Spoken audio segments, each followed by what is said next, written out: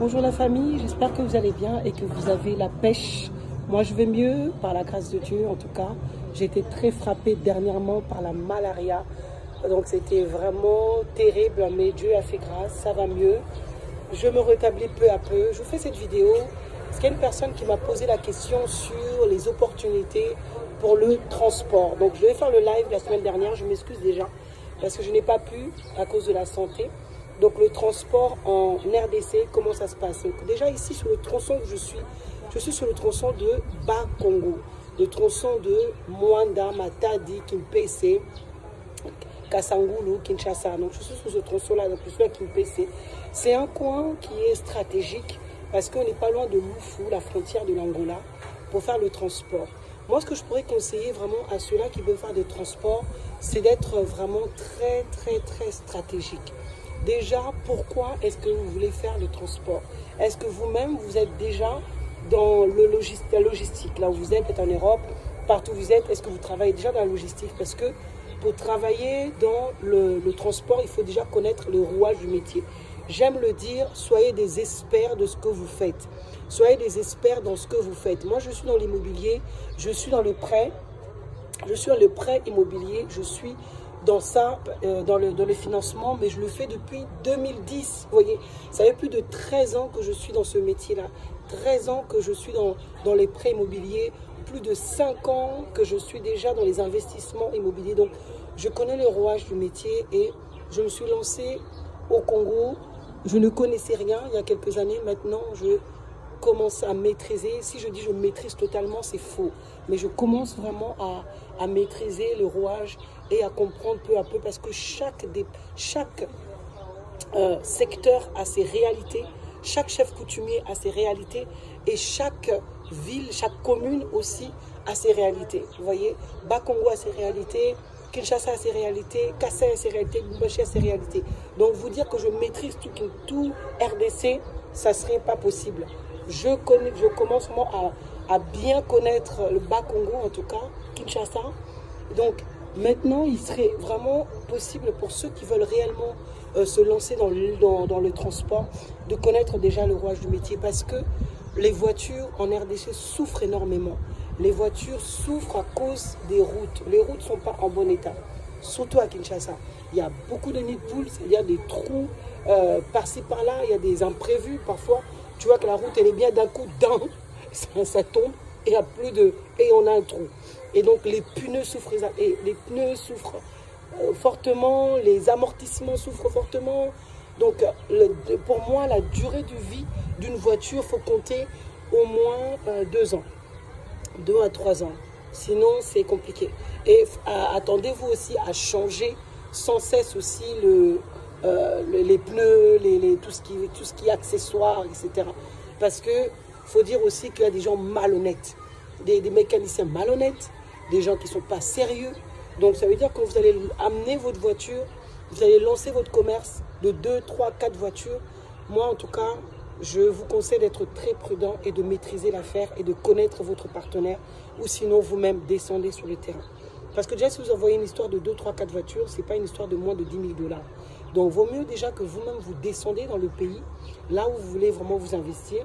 Moi je suis à la RDC, mais là où partout vous êtes en Afrique, il vaut mieux d'abord descendre. Pourquoi? Déjà pour connaître le métier, connaître les lieux, connaître ce que vous voulez réellement faire. Maintenant, ce que j'ai remarqué qui peut être intéressant pour vous, soit restez bien jusqu'à la fin de la vidéo. N'oubliez pas de liker, de s'abonner bien évidemment pour nous donner un peu plus de visibilité. Merci beaucoup.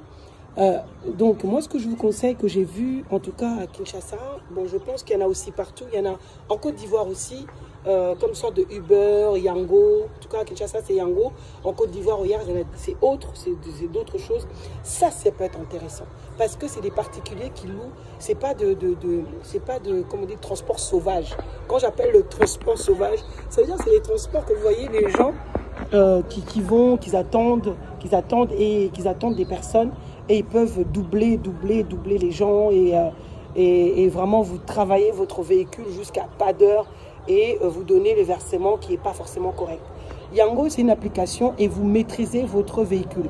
Vous le donnez par exemple à un chauffeur vous avez aussi l'application, le chauffeur à l'application et Yango fonctionne un peu comme Uber et les gens ils bookent et ils viennent directement le récupérer. Moi, je l'ai utilisé, en tout cas, ça m'a vraiment aidé. Donc, si vous voulez faire du transport, vous pouvez très bien vous positionner avec le transport Yango. Il y a aussi Carnaio aussi qui est intéressant. Carnaio, ça veut dire quoi? Ça veut dire qu'aujourd'hui, tu peux investir genre $6 000. Par exemple, tu donnes à Carnaio, il te donne une voiture, une Nias, par exemple, pas une Nias, mais les voitures, les Ketch, comme on l'appelle ici, les petites berlines.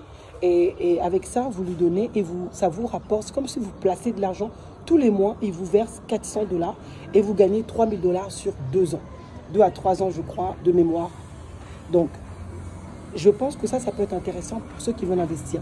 Mais ceux qui veulent faire du propre, vraiment du propre, vraiment parler du business de transport, moi, je pense qu'il faut être très prudent et travailler avec des applications qui sont intéressantes ou travailler sur des tronçons comme des longs séjours, de longs voyages, comme par exemple la province avec la capitale.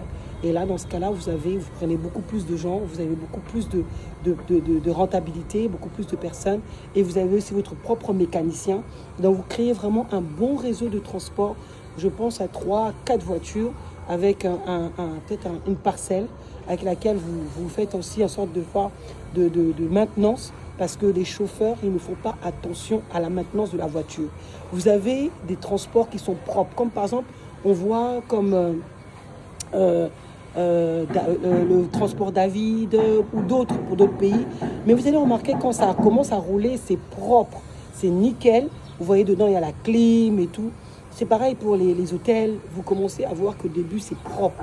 Mais vous revenez 1 an après, vous avez l'impression que la voiture a déjà fait 10 ans de transport. C'est pas normal.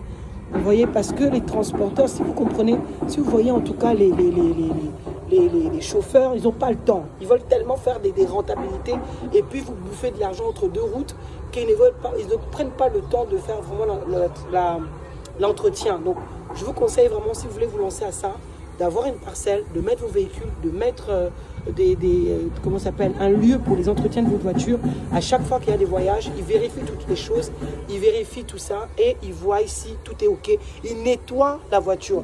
J'ai remarqué que les bus ne sont pas nettoyés à l'intérieur, en tout cas, je ne sais pas si c'est que la RDC, mais en termes de propreté, en tout cas, c'est rare. On dirait que c'est propre que le premier jour où qu'on s'est lancé. Après, les entretiens, zéro. Donc, il y a un business aussi à prendre, peut-être à proposer les entretiens. Donc, j'espère que j'ai répondu à vos questions, notamment à celle qui m'a demandé pour les transports. Les petites voitures fonctionnent bien à Kinshasa pour faire les transports, mais moi je vous conseille de le faire fonctionner en personnel. Aller chercher les gens, la diaspora ou d'autres personnes, les récupérer, les déposer, etc. avec les applications, ça fonctionne bien. Sinon, de prendre les longs trajets aussi, les longs trajets entre les provinces et la capitale, ça fonctionne aussi très bien. Donc ça, en tout cas, je vous le propose. Ou sinon, vous pouvez très bien vous lancer à une nouvelle chose, que je trouve que c'est une opportunité aussi, avoir des voitures frigorifiques, parce qu'il y en a beaucoup dans les provinces, des poissons, on a de la viande, mais on ne sait pas comment le transporter. Donc, vous pouvez aussi vous mettre dans cette niche-là, d'avoir des camions frigorifiques et vous allez chercher de la nourriture dans les provinces et vous l'acheminez dans la capitale ou à ceux qui vous posent des questions. Donc, voilà, c'est tout les amis pour cette vidéo qui concerne les transports. Donc, n'hésitez pas en tout cas, si vous avez des questions, mettez dans les commentaires, vous aussi, si vous êtes déjà dans les transports. Si vous avez encore envie de me contacter, contactez-moi sur contact@wekeza-group.com. Je vous ferai un plaisir de vous répondre. Sinon, je vous dis à une prochaine vidéo. Abonnez-vous, partagez à ceux-là qui peuvent encore avoir besoin de cette vidéo. Je vais déposer une vidéo à la famille. Ciao, ciao.